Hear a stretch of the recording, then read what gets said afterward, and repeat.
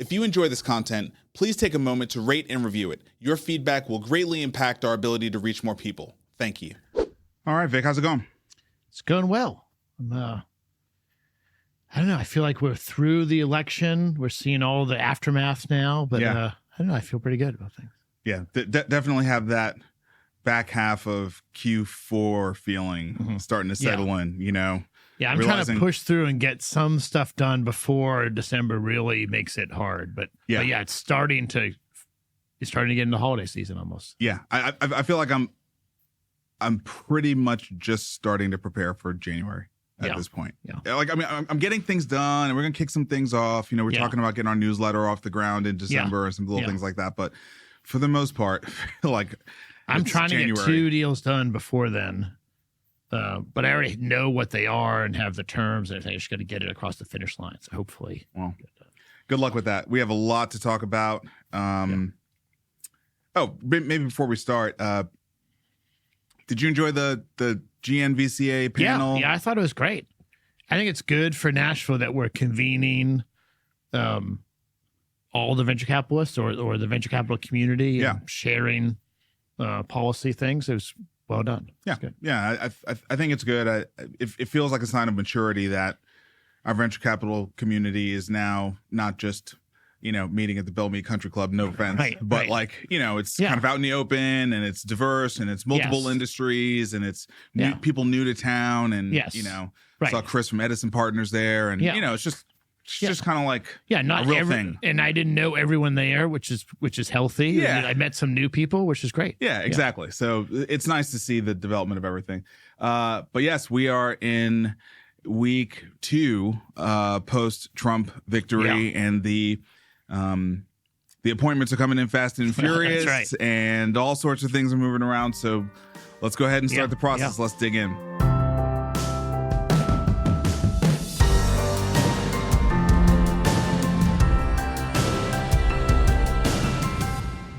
All right.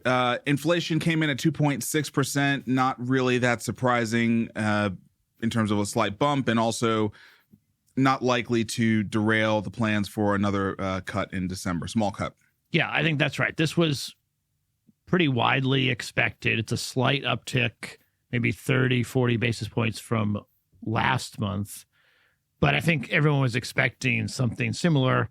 The real question is it going to keep going up? I mean, there's a pretty decent turn up, which is not a big deal at 2.6. But if it keeps going to 2.8 or 3, I don't know if the 5 cuts that are predicted for next year are still on the table or not. The next one in December seems like everyone's saying is still in place. But there's some point where inflation ticks up too high that the Fed will want to stop cutting. Yeah. And kind of the sideshow here, I mean, there's so much stuff flying around that we'll see whether or not there's enough focus on to change anything. But there has been a storyline around Powell being asked in a public interview that if Trump asked him to step down, would he step down? And he very quickly responded, no. Yeah. And then he also said, not permitted by law. Like, he was very clear. Yeah. Not permitted by law. I agree with that. I'm not a big Powell fan. I think he's been okay, but I'm a big fan of the Fed chair should not be subject to any president's being, you know, whim of deciding to replace him. I think that's just not healthy in general. So I'd like to see him hold that line. And then in 2 years, his term will be up. And that's the point that Trump could do whatever. Just quick question. I don't want to sit on this too long, but you said you're not a big Powell fan and you think he's been okay. How would you rate his handling of the post-pandemic, you know, run-up of inflation? I mean, it seems to me everyone was saying we were going to get into a recession. We haven't. Everyone kept calling, we're in one, but we never actually got to a full-blown recession. Yeah. Seems like we're about to be risk on here, you know, under the change of administration. Interest rates are coming down. We suffered for, 2 years. I agree. Seems like it's about to turn around to risk on. So, I mean, I guess I'm just wondering what could he have done better? Because I think a lot of people would look at this and say probably one of the best runs in a very, very difficult period of any Fed chair in modern history. Some would probably argue that. So I'm just interested in. Yeah, I mean, I agree with everything you said, except that interest rates are coming down. I don't think. I mean, he has brought the short-term rates down that he controls, but the longer-term rates have not come down. Yeah. And I think that's because he is not fully transparent and is not really data-driven, even though he says he's data-driven. So that's where I have, I mean, I don't know that I'm qualified to critique his skills, but that's where it is difficult for me that he's proclaiming to be data-driven and have a 2% inflation target. Yep. And we haven't been below 2% in a long time, and yet he's easing. And so I don't know. I just think it's he has a hard job. I'll say that. Yeah. So it's a difficult thing. He has navigated a pretty good soft landing, and I think that it is concerning that 10-year rates are up. Right. And so that's making it harder to buy a house, buy a car, finance your business. Yeah. And that's really his trust or his view, the market's view of his performance. But I don't know. I mean, maybe I'm being overly harsh. Yeah. So I guess I'm not, what I should say was more explicit is I think it's fine for the president to critique the Fed or for me to critique the Fed or anyone who's, but I think it is valuable for our country to have the Fed in I think it's a 12-year appointment or a 10-year appointment. And no matter what he does, even if he frustrates you or she frustrates you, you can't just pull them out of it. I think that's healthy. Yeah, he's got 2 more years, and I like the idea that he will be seeing out. I mean, he's seen us through this much of it. I would prefer he finish the term. You know, I would. It's just a really bad precedent that at any point, any president in the future can just fire the Fed leader and put someone else in. That's not healthy. Totally agree. All right, that was our only economy story. We're switching right into VC land and starting with a deal in the VC space, but not a traditional deal at all. This is General Catalyst has been working for a while now through their Health Assurance Transformation LLC, HATCo, on the acquisition of Summa Health, which is small to mid-size health system in Ohio.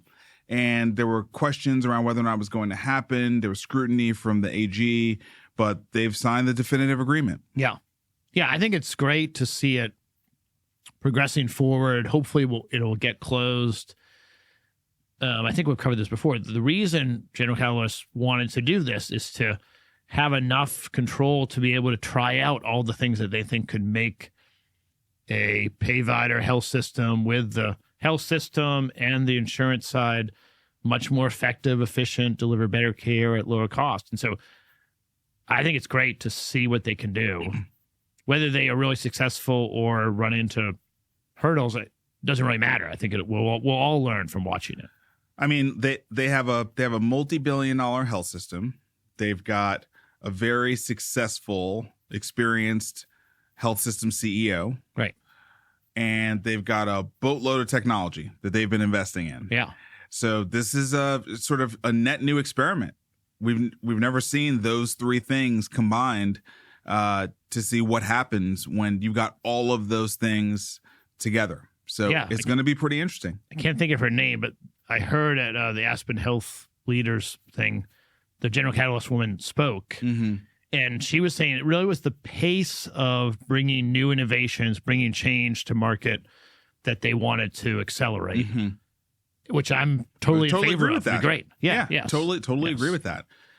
And here's what will be really interesting. With that pace, are they thinking that General Catalyst is the sole provider of those innovations, or that they create an innovation layer that the whole organization can run on, but that things can plug into very quickly? Because I think one of the big problems today is the core platforms do not absorb innovation intentionally. It's philosophically against what they are trying to do. So obviously, General Catalyst has a full suite of very integrated platforms, but there's going to be a constant need for more and more innovation over time, and it'll be interesting to see whether or not they want to funnel that all through themselves, or if they're going to actually allow this platform that they're building to be something that can absorb third-party innovation. Yeah, I don't know if we know that, but either way, I think we'll learn a lot.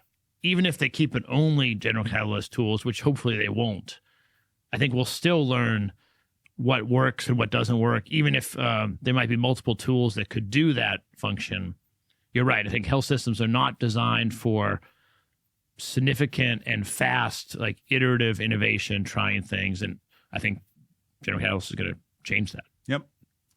All right. Fort Health secures $5.5 million to expand access to integrated pediatric mental health care. Yeah, so this is an investment.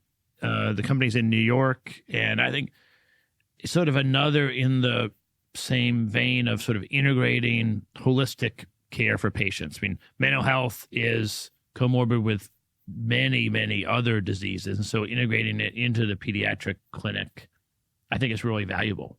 So we're not involved in this deal, but I think it's interesting. Yeah, so integrated behavioral health. They were founded in partnership with Child Mind Institute, a nonprofit in children's mental health, based in New York City. And I'm sure they're going to work with a very, very small population at first. 5.5 million is not a lot when you're actually delivering services. But it'll be interesting to see how they're going to differentiate. They've got a good group of LPs around the table. Redesign Health, Blue Venture Fund, and True Wealth Ventures. I think Blue Venture Fund kind of stands out to me there because if you're in the New York market and you've got Blue Ventures on your side, that's going to be positive for sure. Yeah. Stepful raises $31.5 million to address healthcare staffing shortage with AI-powered training. This one seems like I get why they were able to attract a $31 million check. The intersection of workforce development and AI seems like a winning pitch, at least. The delivery is a completely different matter, but doesn't surprise me with that pitch. They were able to get some big dollars in the door. Yeah, and they're really addressing the supply of workers, and the problem that they're trying to fix is a huge problem. It takes way too long, and it's too expensive, multiple years. They're claiming $20,000 for an individual to get trained to be a medical assistant or a pharmacy tech, or all the healthcare workers that are not a physician but are critical in the delivery of care. We need maybe more of those. Yeah. And there just aren't enough. And so being able to make them for something like 1/10 of that time and cost, and we have people that need jobs today. And with AI coming, I think there's going to be a lot of people that are looking to change jobs. We've talked about it previously. We're going to need people in healthcare for a long time. Maybe fewer over the next 10 years, but still we need a lot of people. So, yeah, I think this is a great deal.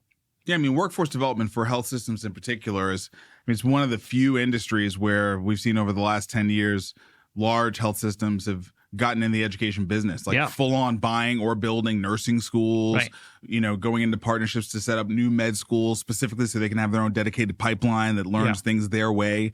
And they can have their rotation sort of, set up ready to go. So, yeah, I mean, anything you can do around workforce development, growing that inflow of staffing is, I think, going to find a big audience.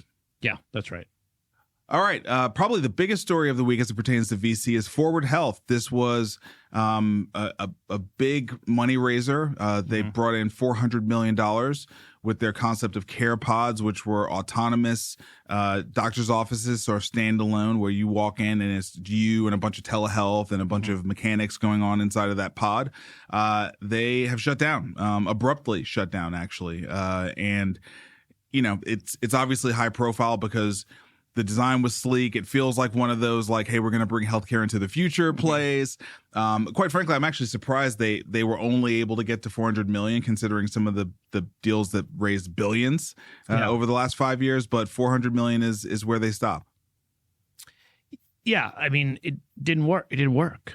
So I think the problem is that, like, I'd love to use Theranos didn't work. How much did they raise? I'm just saying. Nothing to do with how much they raised. Yeah. But I think it was a great vision. It is a great vision to be able to put in the lobby of our building or anywhere, put at this pod, which is much more convenient to do.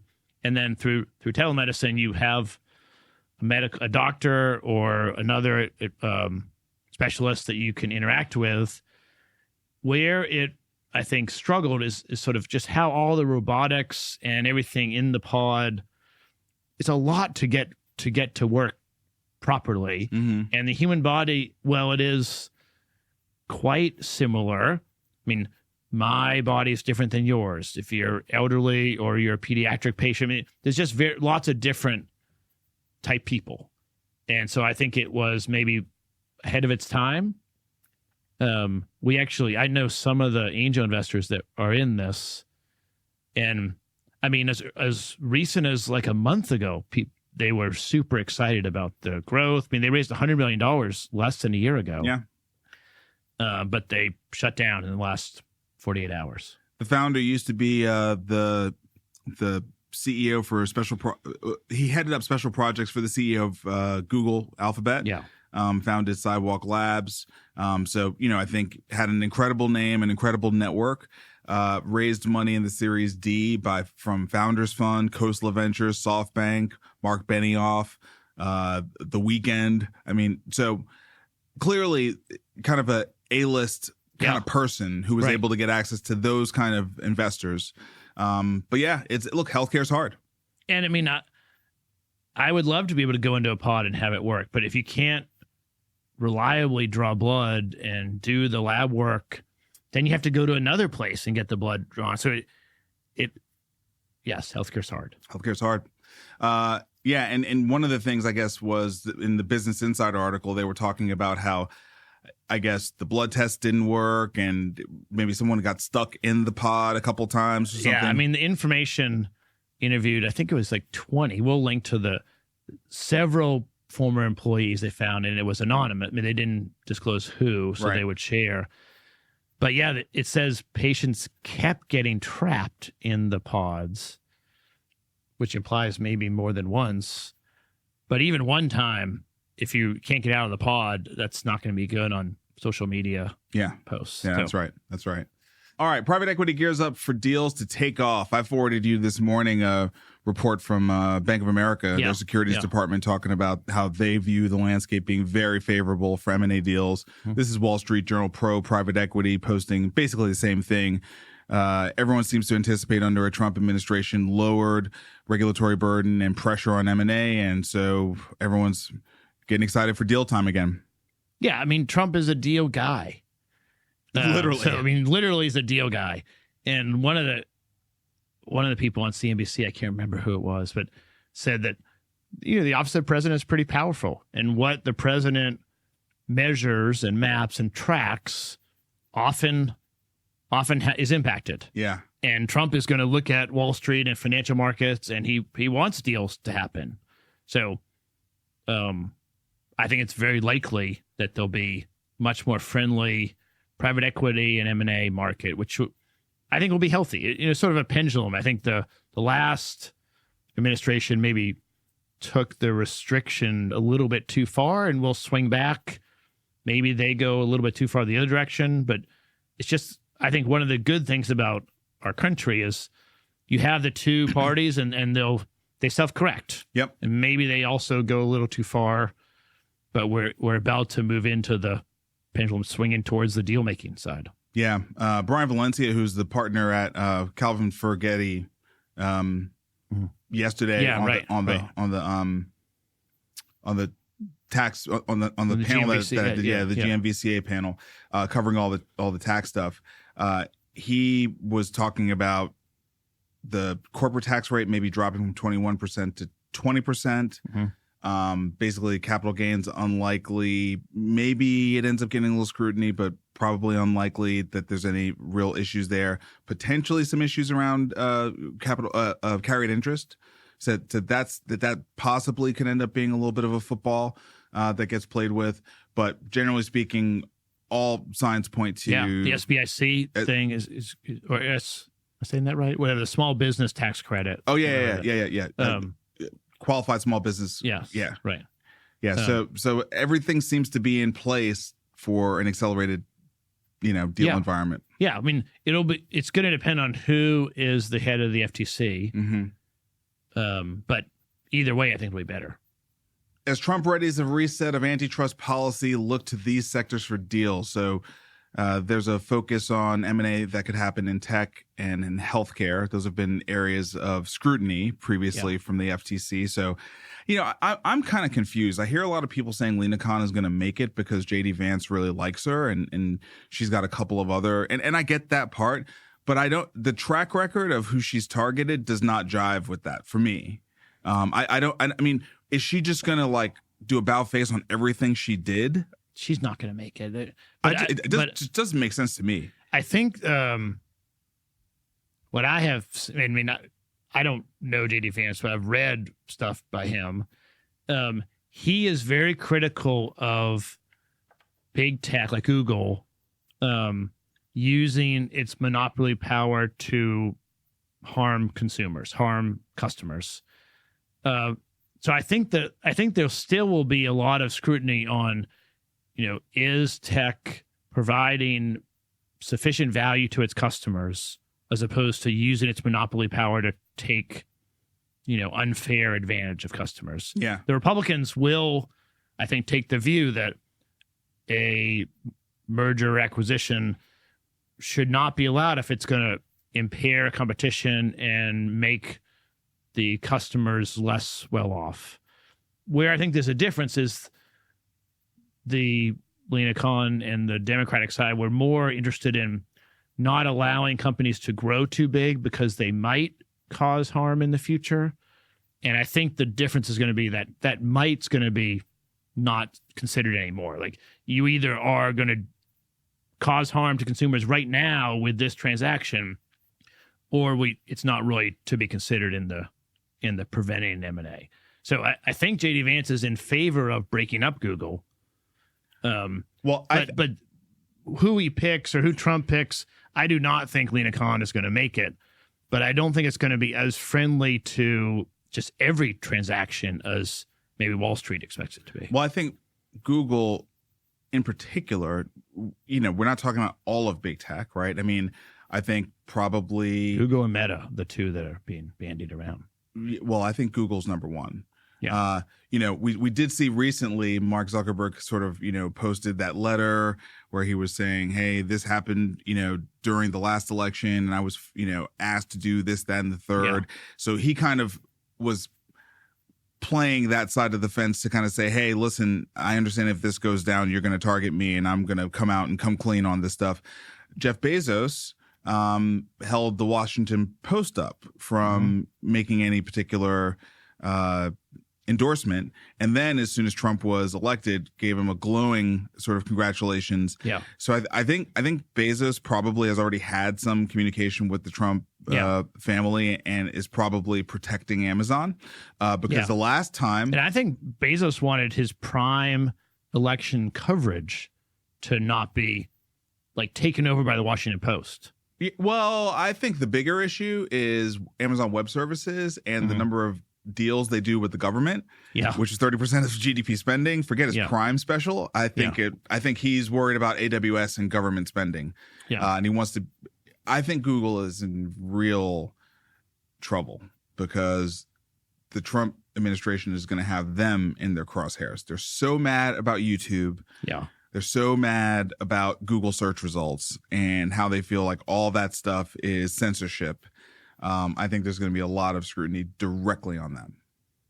Yeah, there definitely is. And I don't know where it'll come out, but I think that if Google is using its monopoly-like power to disadvantage customers, that's what the FTC is supposed to be doing. Now, there's going to be a lot of testimony and debates about to what extent or how should there be remedies. I think that's probably healthy. I think it is not appropriate to just say you can't let any M&A transactions happen because that could accrue to monopoly power in the future. That means VC can't sell something for 100, 200, $300 million because there's no one to sell it to. Yeah.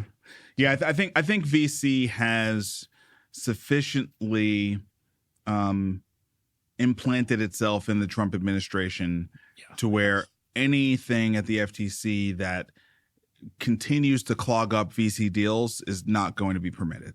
I just think whether we're talking about Peter Thiel or we're talking about David Sachs or we're talking about Chamath or we're talking Vance himself, Chamath, All In, what they did for Trump. Yeah. They All In was one of the first legitimizers for Trump. Yeah. In the podcast ecosystem. And honestly, we are probably very biased, but I don't think any deal under $500 million is going to affect the market landscape for something. No. It's just not. I mean, it's important to us.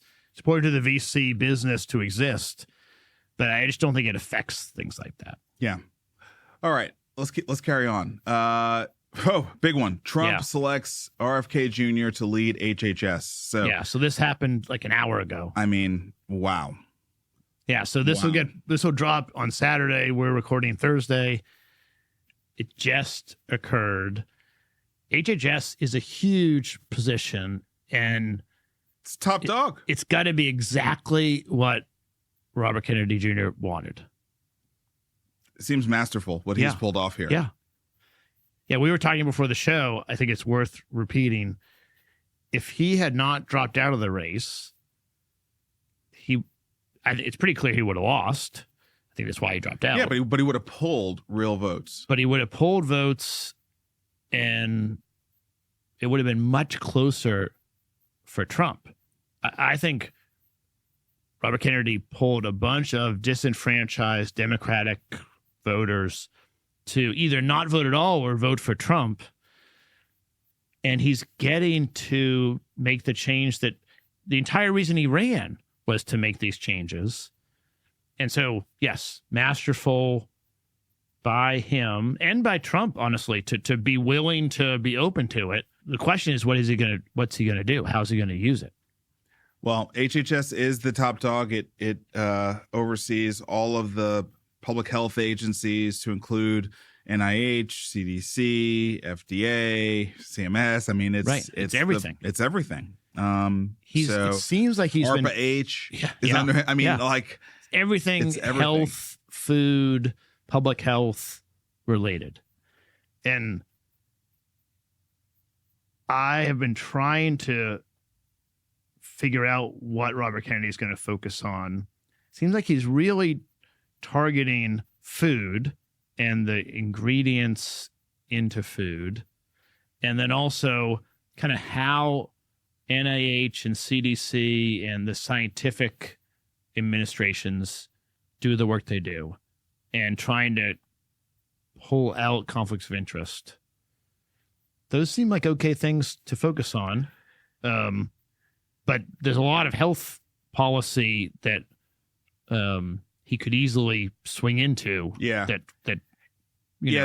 Those things would be relatively benign for the healthcare industry. Yeah. And I just am curious as to whether or not he does not have more serious intentions for the industry itself. I doubt those things will be focused at the delivery of care as much as they'll be focused at pharmaceuticals. I think he's very focused on what we put in our body. Yeah. Right. He's very focused on what we put on our body. So, I think I'm probably largely aligned with that. Yeah. So it'll be interesting. Yeah. It'll be interesting for sure. Australia plans a social media ban for under 16s. This came from the BBC. It was about a week ago when it came through. Mm-hmm. A lot of people will say, okay, big deal. Kids will just lie about their age. It happens all the time anyway. But I do think there's something really meaningful about a nation state passing a law that basically says social media is so unsafe for children that they're banned. There's no like, hey, take a class so you understand it better, blah, blah, blah. They're banned. I mean, you're banned from it like you're banned from alcohol. You're banned from it like you're banned from smoking. It's in that class of things now. And I wonder how many more countries will follow suit. I mean, I think I'm in favor of it. Enforcement is going to be hard, but at least it gives the parents a chance, right? Like, you can't drive a car if you're not 16. Yeah. And yes, a kid can go out and steal his dad's keys and start the car and drive off. But, when the parent catches them, they get to say, well, that's not allowed. It's illegal. It's illegal. You can't do that. And it just gives the parent more ground to try to help their kid not dive into social media when they're 12, 14, Right. 15. Right. I mean, the parent, the school, Yeah. I think it's everyone who surrounds the child, right? Yeah. Because the parent's only with the child some of the day. Right. And is also not the only authority figure, right? Right. So it's all the other, the coach on the team Yeah. or whatever. Yeah. Yeah. So, I mean, it adds credibility. And I think it is damaging to children. Yeah. I think it's damaging to adults Yes. too, but it's definitely damaging to children. Congress eyes site-neutral pay bills for lame duck session. This is from Modern Healthcare, always sort of covering how the payments are going to flow out of D.C. And this is, I think, something that a lot of people who are advocating for a more competitive healthcare ecosystem, this is kind of what they want. More price transparency, more consumer options, and less favorable payment models for hospitals over ambulatory care. Yeah. I mean, right now, the same services are reimbursed significantly higher in inpatient facilities, even if the service is not an overnight stay inpatient service. You come for an outpatient procedure and the health system gets reimbursed more. And that is justified by the amount of overhead that we as a society have asked the health system to build. And I understand that argument. We have a lot of friends here in town that are health system executives. And I also understand the other side, which is, okay, that might be important in the burn unit or when you have a life flight coming in for trauma. But how does that relate to me getting this procedure done when I can go to an ambulatory center? It's the same exact thing. You might argue it's sometimes it's closer and easier, and yet they're paid less. And so there's a fairness argument that I think is challenging on both sides. The health systems are required to offer all of these services, Right. and yet they don't make enough money from the trauma and burn and ED. And so really the solution is probably we should reimburse those services more to be able to pay for the overhead they need. Right. And then reimburse the same Equally for the other stuff. For the other stuff. Yeah, I mean, I think you're making a great point. In the world of hospitals, there is so much robbing Peter to pay Paul. I'm over. It's like cross-subsidizing. Yeah, things. yeah, it's so much, and it's just like, how about pay them for some of the really hard work that they do, and then make the rest of it an even playing field for everybody. Yes. Instead of making these sets of services sort of captured in what may not even be the right side of care for it, right? Yeah. And I think it made sense when it occurred because, I don't know, they were the only place doing these services. Yeah, it's a very different world but now. We've changed, and it's much more transparent. So I'm not sure what will happen in the lame duck session, but I think our health system friends that are listening need to start getting ready. I mean, there's going to be a lot of pressure on this site of service reimbursement being the same. Republicans choose John Thune as the new Senate leader for second Trump era. So that little saga, at least for now, dies down. There was a lot of talk around this secret vote that was going to happen, and whether they're talking about it being between John Cornyn, Rick Scott, and John Thune. But I think really everyone was eyeing Rick Scott because that was Trump's pick, and that was who he wanted, and he had been, leveraging social media to try to create pressure around that to happen, but it did not happen. Yeah, and I think it's healthy for the Senate to have its own leadership that is not beholden to the president. And so I know there's a lot of Republicans that wanted to see, sort of Rick Scott and just anything can get through the Senate. But I think it's probably good that there's some checks and balances. I mean, they're all Republicans, but they're going to have to talk to each other. And John Thune is really Mitch McConnell. He was Mitch McConnell's second lieutenant for a long time. So it's really an extension of the existing power dynamic in the Senate, which I think is probably okay. I mean, Trump has plenty of power. Yep. And the Senate, which are Republicans, they'll share a lot of common interests. Oh, yeah. But they're not all MAGA. But they're not all MAGA. They're not all pledge allegiance to Trump. I mean, which will be good. I think that's a good thing. I mean, it will make it more difficult. It'll make it maybe slower, but that's probably okay. The Republicans have clinched the House. So I think yesterday it was like they were 2 seats away, and now they won a couple seats yesterday. Then, a couple of Trump's nominees for other cabinet positions are in the House. Yeah.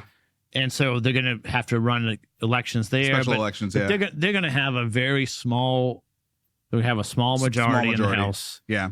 But they'll control the committees. They'll control the docket. It makes a big difference to have one extra seat versus. Yeah. Now they spent this last 2 years where they controlled the House figuring out how they were all going to get along. Because again, it's really kind of not one Republican Party, right? I mean, yes. When you talk about Marjorie Taylor Greene and some of these folks, it's just and the Dems the same way.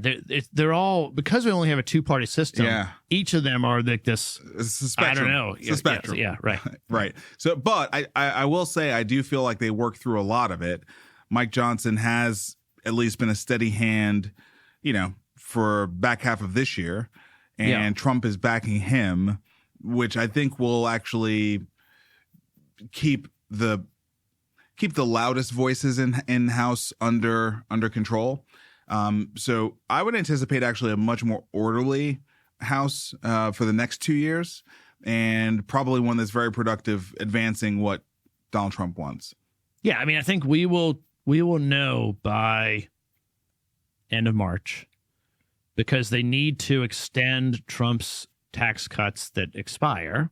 So in 2017. I anticipate that happening. That'll happen, but if you're going to use budget reconciliation, you have to pay for it. Yeah. So they're going to have to find revenues or savings somewhere else. So that, I think that'll be the first signal of we are aligned, and we're aligned, and they know, they have a common idea of how they're going to structure it, or they're all fighting over how to get it through reconciliation. Yeah. Well, the MAGA House reps were the activists last time. Right. Now Trump is in the White House. So that, to me, that just feels like that should align them better, right? Like Trump will tell the House, this is what I want you to do. The MAGA House reps will say, you heard what he said. Mike Johnson's going to say, you heard what he said. Yeah. And I think everyone's going to do it. I mean, less so in the Senate. In the Senate. But in the House, I feel like Trump is going to have pretty good controls. Yeah, I mean, I think you have, if he can get a handle on the deficit, this is where the Department of Government Efficiency, DOGE thing is going to be interesting. If they can actually cut spending, everything gets easier. Yeah. But if they can't, then you have a bunch of deficit hawks that will be concerned about things. Well, I anticipate that they will, in fact, cut spending. Let's shift over to payers. UnitedHealth and Amedisys, they were picked on by the DOJ this week, investigating their deal. I mean, I don't know. This feels very lame duck to me. This is this DOJ, ridiculous unforced error. Like, why would the DOJ bother? They're not going to be in the seat. You're not going to be in the seat to prosecute it. Silly. And so, obviously, United and Amedisys are going to fight it. Yeah, of course. And then there's going to be a new head of the DOJ who's going to, I think, probably going to drop it. So the whole thing is ridiculous. Yeah, seems pretty silly to me. All right, major payers saw mixed results in Q3. How did they fare? Basically, United made enough profit for all of them times 3. Basically, yeah, it's crazy. It's incredible. I mean, if people are watching, there's a chart up here talking about the quarterly profit, and that's right. UnitedHealth had $6 billion in quarterly profit. And when you add up everybody else, it's 3.5. Yeah. But that's Humana, Elevance, CVS, Cigna, Centene. These are big companies. I know. And United is just lapping the field. Now, I think the craziest thing here to me is UnitedHealth Group versus CVS. Yeah. Because they are two similarly positioned companies in terms of their stature on the stock market, right? And their revenue. The market cap, the top line revenue, those kinds of things. Yeah, about roughly $100 billion in quarterly revenue. Yeah. And I mean, CVS is the worst performing of this batch. Yeah. And the change from last year, CVS made awful. A little over $2.5 billion in 2023 in the third quarter. Yeah. And they barely were profitable this quarter. Barely. Profitable. I mean, now, as we talked about last time, the new CEO, I think, threw every cost and everything he could get into the kitchen sink because he's not getting painted with this thing. But still, it's a dramatic fall from grace. Right. And then the MLR, just quickly, again, like UnitedHealth was right at 85. Yep.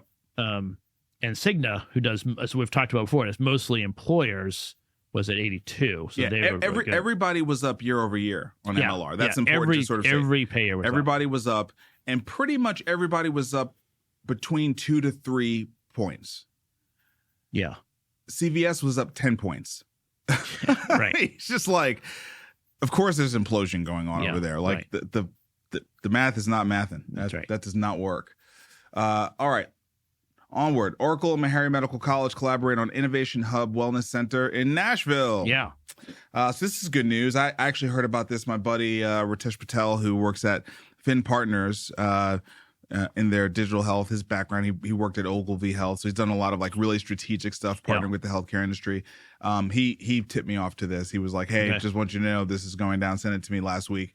It's great. It's great news, right? I mean, immediately Oracle making an impact, coming into town, picking an important institution to partner with, bring more innovation. Meharry has had a heck of a year. We could look at the Bloomberg philanthropy contribution to their endowment, basically doubling it, adding over $120 million to their endowment. So I think they're like 250 or something like that now. And now this Oracle, I mean, they're having a banner year in terms of like really being able to bring in big partnerships. Yeah. Yeah, it's going to be great for Meharry, great for Nashville, and I think it'll be great for Oracle. Yeah. So good news. Look forward to seeing what they work on together. Kaiser Permanente looks to slash costs as industry headwinds bring $608 million operating loss in Q3. Not expected. Yeah, so they weren't in the payer review because they're sort of a payvider and they're not profit. Yeah, mostly thought of as a provider. I mean, with an internal, I was really surprised that they went to a $600 million loss in third quarter. And then the next story, they have made some cuts to try to correct that. I think Kaiser's going to be fine, but having that big of a loss is really surprising. Yeah, I would love to sort of know what happened. Here, because actually they're saying that the Geisinger acquisition actually it contributed positively. It added $13 million as a gain. So there's something fundamentally went wrong over the last couple of quarters here, and it would be worth understanding better. I wonder whether or not some of the Medicare Advantage stuff kind of came home to roost with them as well. Yeah, they're thought of as a provider, but I think they insurance are having part the of the same business effects as the payer side that we saw. Yeah, I think you're probably right about that.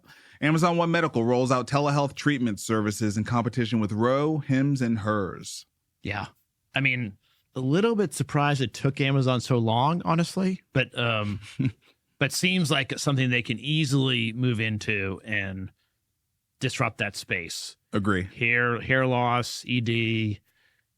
These are pretty straightforward things that you'd prefer to do online in telehealth. That really is what Ro and Hims did really well. Yeah. And I just think they are going to struggle in the next couple of years. They don't have a lot of barriers to entry. People are, they're compounding GLP-1, which is making a lot of money right now, but I don't know how long lasting that's going to be. Right. So I don't know. I think it's not surprising, and I think Amazon's going to do well with it. Yeah, look, I mean, I think Amazon just has so much trust at this point. Yeah. They've done such a great job with all of our consumer data and, never being that brand that's let us down. And One Medical is a really good brand on its own. Yeah. Prior to Amazon owning it, One Medical had fantastic reviews. Everyone sort of loved One Medical.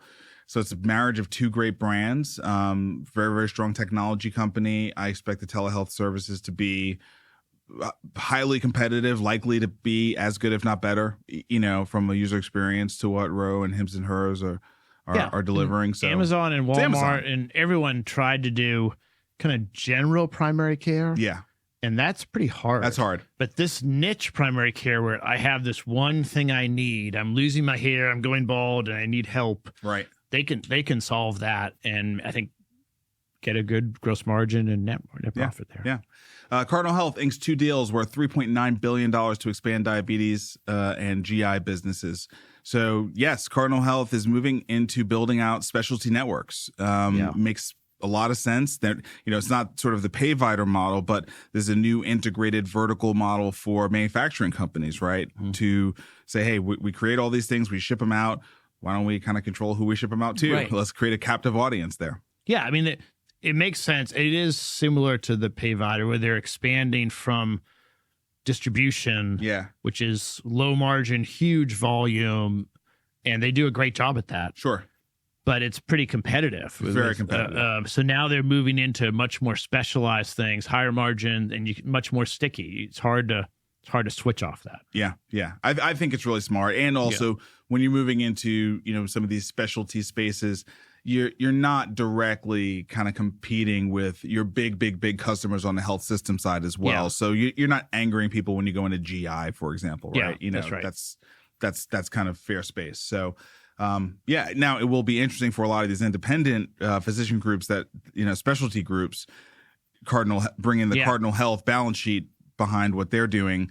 It could be kind of a transformation for Cardinal Health, quite frankly, where they really start to become much more known for the delivery of care from a nationwide perspective. Yeah, I think it's going to be challenging in the gastro and diabetes provider space, because if you're not with a big firm, you need to get with one quickly. Yeah, that's exactly right.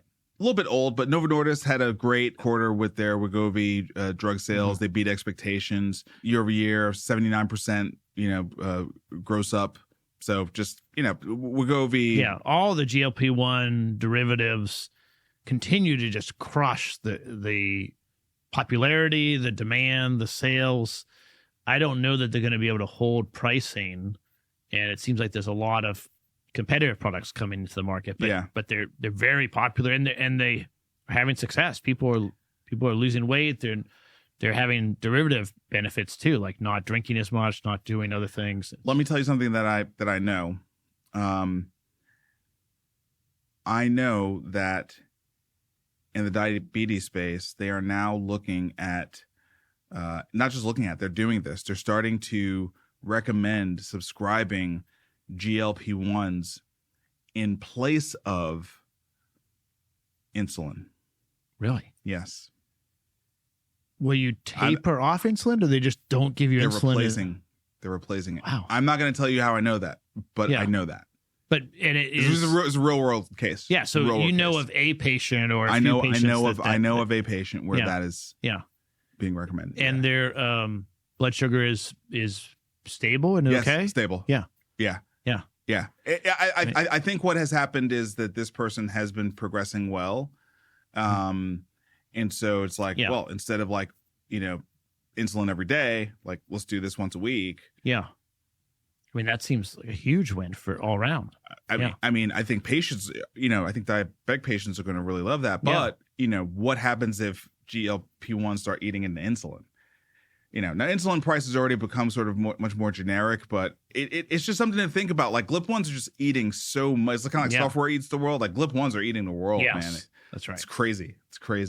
China has detained a senior AstraZeneca executive. This is a story where basically this China chief for AstraZeneca, Lian Wang, was in Hong Kong, and the Chinese government suspected that perhaps he was leading AstraZeneca in illegally importing certain drugs from Hong Kong into China, maybe improperly collecting patient data. and so he's being detained. And the language from AstraZeneca is very like to the point. It's just like, this is what's happening. There's no opinion on it. Right. There's no, we rebuke the Chinese government for doing this. It's very like, matter of fact, this is exactly what happened. Yeah. To me, it's pretty scary. These drugs are approved for use in Hong Kong. Hong Kong is very close to mainland China, and there's lots of people going back and forth. Of course, some people, whether it's approved by the company or not, there definitely is going to be some migration of the drug across over to mainland China. Or someone has, I think it's an oncology drug. Yeah, breast cancer drug. Mm-hmm. Someone has breast cancer and they want the drug. I mean, they'll go to a lot of lengths to go over to Hong Kong and try to get it. I think it's difficult to hold Leon Wang responsible, but we don't know any of the facts. But no, I mean, look, to me, it's just a watch this space kind of story, right? I mean, we have no details on this, but I think China is going to be getting more aggressive in a variety of different ways in the days, weeks, months to come, because they're under a lot of pressure. Yeah, they're it's under going to get worse and worse with tariffs. Oh my gosh, forget about it. I mean, I cannot think of a company or an executive that would want to go start a business in China now. I mean, oh no. So I mean, it's just not going to. I mean, stories like this are not going to encourage foreign investment. No one's going to go over there. Yeah. Open Notes partners with Abridge to study how AI-generated notes can benefit patients. Into our AI rundown. Abridge kind of consistently showing up in the AI rundown. Yeah. I think they are cementing themselves from a share of mind as a real player here to stay, and that's constantly doing partnerships. Yeah, and partnerships to get credibility. Yes. And earn it. Yeah. And like, I don't know Open Notes well, but I don't think they will just give a free pass. I think they're actually going to look at it. Yeah. So Open Notes is a health transparency research group, part of Beth Israel in Boston. And look, I think we're going to need a lot of studies on AI because the jury is out on many a thing, what the long-term impact of this is going to be. And so I feel like we're starting to see a strategy around AI companies proactively partnering with groups to do studies, to create research, to get objective third parties, around the table, and also to make sure they are being appropriately positioned as good actors. Right. Hey, we want sunshine on this topic. We want someone besides us sort of analyzing what we're doing and coming up with analysis of whether or not it's good or not. Next, the next guest show we have is going to be along these lines. Yeah. Right. And we'll dig into that model. I think we need several bodies really looking into this. I mean, the thing about healthcare is even with humans, people die in healthcare. So like, there's going to be times when the patient doesn't do that well. We know that. And so finding a way to do research and make sure that we're delivering the best care we can in a combination of AI and humans, I think is something we have to figure out. Absolutely. Mass General, Emory test AI models from Amazon and OpenAI. So more testing. Yeah. All of a sudden, the Boston area is doing a lot of testing and analysis on AI models. Yeah. So working with OpenAI, again, OpenAI is demonstrating that they are serious about healthcare and partnering with, real big brands in the healthcare space, but also Amazon showing up here. And this is maybe the first time we've had a story where Amazon's name was included when it was talking about assessing models. Yeah. I think that's interesting, pairing it with the story about Amazon and One Medical. But also we know that Amazon's sort of big investment in the space has really been in Anthropic and Claude, which is easily, by many people's account, the best model in the market today. Yeah. And so I was surprised that Amazon was participating for exactly that reason. I haven't seen them out front using the Amazon brand as like a leading LLM model. They have lots of tools in their systems, in their cloud systems.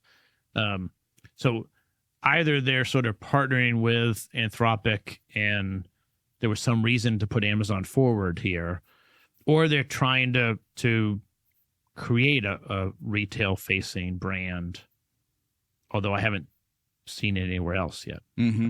Mm-hmm. So something to watch. Are we going to see more of Amazon being the lead brand when it comes to AI models in healthcare, right, as opposed to Anthropic and Claude? That may be a strategic decision, right, to use the Amazon brand because of the power of Amazon in the cloud world with AWS and things of that nature, right? Behavioral health provider Rogers to deploy AI chatbot from Limbic to speed up patient intake. So we're seeing more and more of the chatbots in the behavioral health space. Rogers is a big behavioral health player.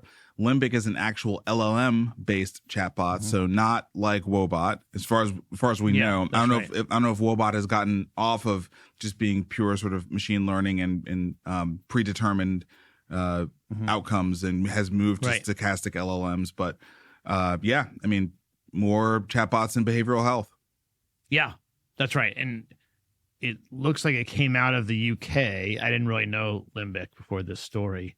There's been a lot of study in the UK about it, but it is, it's a competitor to Wobot, and we'll see. The reason it makes sense in behavioral health is there's a lot of talk therapy, a lot of very commonly accepted techniques like cognitive behavioral therapy.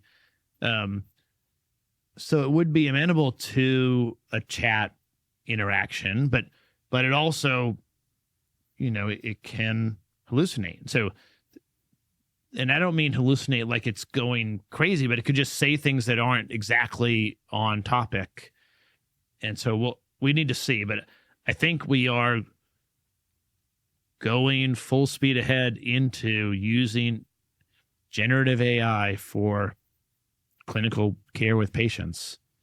And there's going to be studies like the last two we just talked about, but there are also people just using it in the wild. Oh, yeah, for sure. Presbyterian Healthcare Services taps RhythmX AI to roll out Gen AI copilots for primary care. So this feels like exactly what TK was telling us was going to happen. Yeah, it makes me a little nervous, but it also just is. It's just the way it's going to be. I mean, we just got to. It's just going to happen. It's here. Happen. We literally have been talking about it every week for over a year now. Nothing about this is surprising us. Yeah. It's not surprising. Yeah. And I'm also not sure. But I guess I would say the reason why it's happening, we understand why. It's happening because it has to happen. Yeah. It's necessary.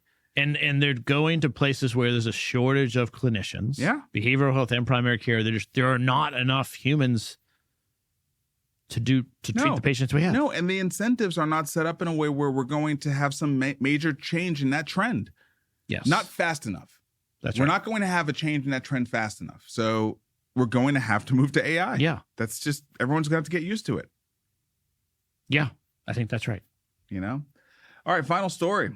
OpenAI, Google, and Anthropic are struggling to build more advanced AI.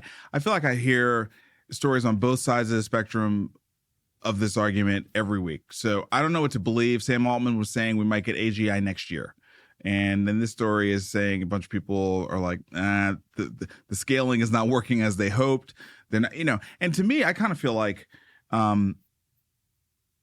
it's just the expectations have been set so high, right? I mean, the advancements that they have made in the last 2 years have just been tremendous, but they have spent a lot of money getting there. And now it's almost like people are saying, if you don't get to AGI, it ain't good enough.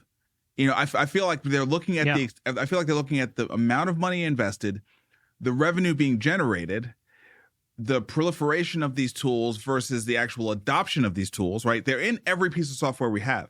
Right. How many people are actually using them, right? So they've been fully distributed. Right. And so now it's just a question of what's gonna happen here, right? And we're looking to build more advanced AI. We want the AI that immediately just like takes over and runs a company. Anything short of that seems to not be acceptable. Yeah. Well, when you spend hundreds of billions of dollars, you have to create a big market to grab. I sort of come down the fact that I think it's going to be slow. I think the tooling around the existing systems and actually using these things and building interfaces and ways to get it into SaaS tools or into applications that can actually be useful, which is not writing a poem or giving me 30 subject lines for an email. I mean, that's what it does now.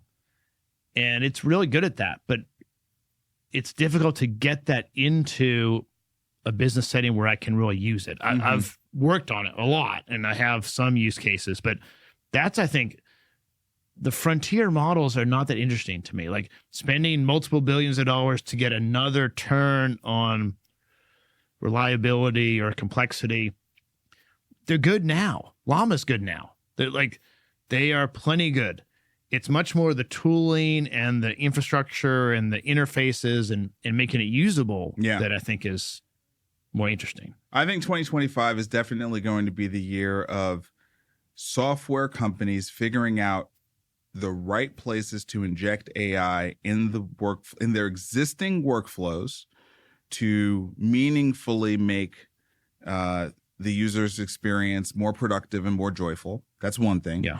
Two, agents have got to become real. Like and at a minimum, we got to see them show up for like executive assistants. Like everyone should be able to have an executive assistant. Okay. Like if we can't get there, how do you think we're going to get to the next thing? Right. Book my restaurants, book my flights, book my hotel, the basics. Like we got to get baseline agent execution. If we can't get those two things done, it's going to be a hard year for valuations on the AI side, I think. Yeah. There's no question. I mean, the amount of money and hype and energy being put into the next OpenAI, the next Gemini, the next Claude, when I don't know that really would make that much of a difference. I mean, say it's 10 times faster, better, it still isn't interfaced into places where I can use it.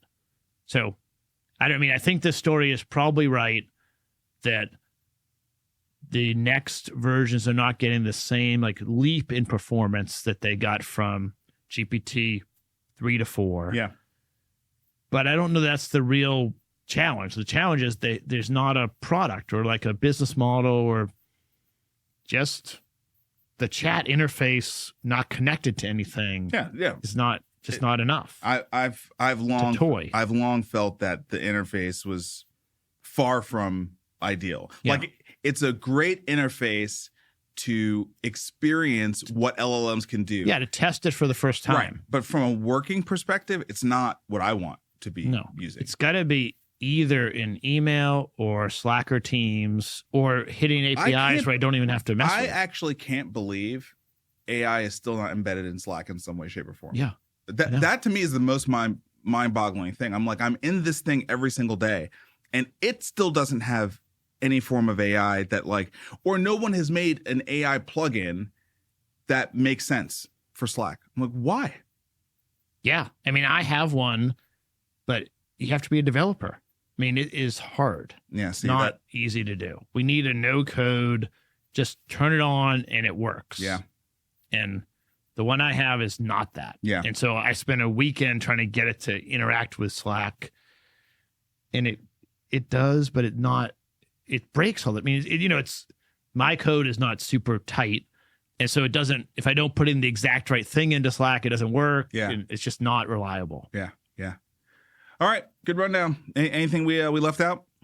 No, I don't think so. Excited. There's going to be a lot of political changes in the next couple of weeks. Oh man. Look, the RFK one for us, I think right now that's the big one, just because he's a little bit unpredictable. Yeah. Be really interesting to see.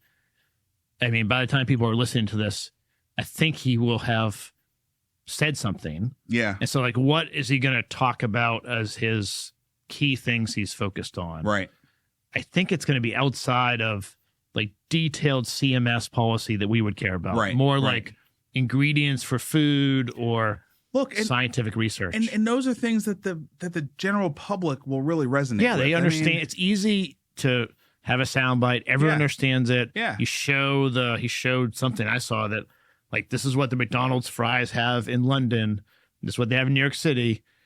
And no one's going to cry for McDonald's having to change their ingredients. That's right. No one's going to cry for McDonald's needing to make their ingredients more healthy for Americans. Yeah. That's an easy one. And it's not that the fries in London taste that much worse. No. They just are a little bit harder. Maybe they don't last as long. Yeah. You have to throw them out after a while. I mean, I tell you what's going to be really interesting. These things, especially around big food, right, have just been, we've had documentaries made about it and everything like that. But if RFK can actually undo some of that stuff, it really is going to call into question, what have the leaders for the last 30 years, especially maybe the last 20 years, what have they been doing? Allowing big... Super Size Me was 20 years ago. So, it's going to be a real question, right? Like, okay, if in fact this guy is able to come in and in a relatively short period of time make meaningful changes to what's in our food, and he doesn't run into all these crazy walls, like if he's able to get it done, it really is going to call into question what has been the holdup on this. I think what has been the holdup is conflicts of interest. That will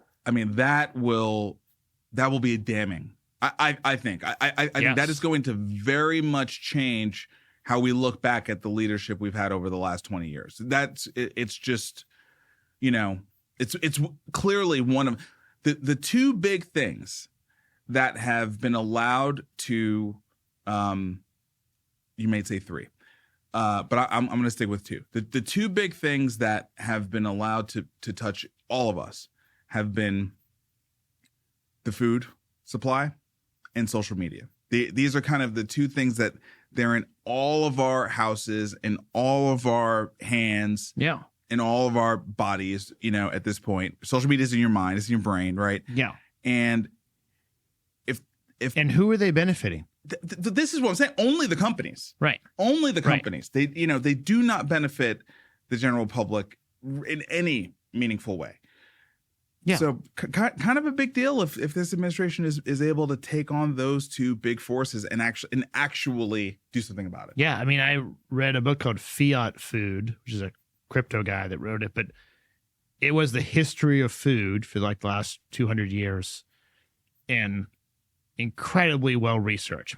Whole proof of work. He has maybe 500, 600 endnotes. And it's really damning all of the food legacy, just not great things that were completely conflicts of interest. Now, I'm not an expert at food. I read it because it came out of the crypto world. But if 10% of it's true, it's terrible. So it'll be really interesting. I think before the next show, Robert Kennedy Jr. will have given a couple press conferences and talked a little bit. Hopefully he will focus on food ingredients and getting it to be healthy food. Yeah. Also, regenerative farming. He's bringing to the table, which is a big thing. Our soil health is a big issue. Yes. Yeah, and we throw tons of fertilizer on it, and we overfarm it. We don't need all the current corn syrup that we make. Yeah. The only reason we make it is because we pay the farmers to make corn. So there's a lot of pieces that are, I think you'd have 80%, 85% support in. My Fruit Loops don't need to be such bright green and red. Right. If it's going to be healthier, they'll still be tasty, plenty sweet. Yeah. They just won't look so bright. Yeah. So I don't know. I think there's plenty of things that would have huge support, and hopefully he'll stay out of detailed reimbursement stuff, at least for a little while. Yeah. But we'll see. Yeah. Agree. All right, man. See you next week. Yeah.